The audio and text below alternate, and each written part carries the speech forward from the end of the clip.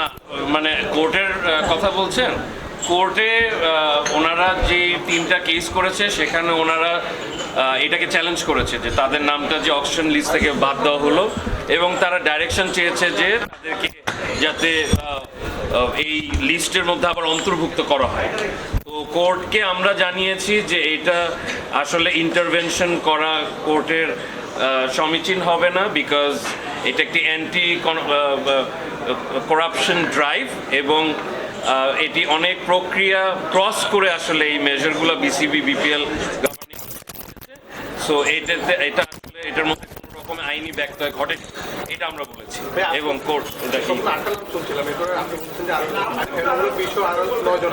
Total 9 জন। আর নামগুলো এখন আপাতত আমার কাছে মুখস্থ নেই, বাট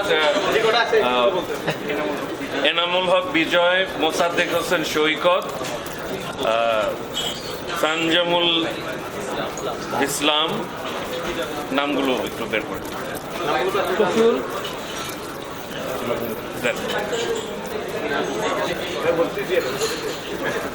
আনামুল হক বিজয়, শফিউল ইসলাম, মোসাদ্দেক হোসেন সৈকত, আলাউদ্দিন বাবু, আলামিন হুসেইন, মিজানুর রহমান, আরিফুল হক, মোহাম্মদ নিহাদুজ্জামান, সানজামুল ইসলাম, এরা আসলে এনারা সবাই 3টা কেসে বাদী হয়ে আজকে কেসটা করেছিল, এবং শুনানি অন্তে কোর্ট এটাকে খারিজ করে দিয়েছে। তার মানে আমাদের অকশন উইদাউট দেম এটা আমরা প্রসিড করতে কোনো বাধা নেই, আইনত বাধা নেই।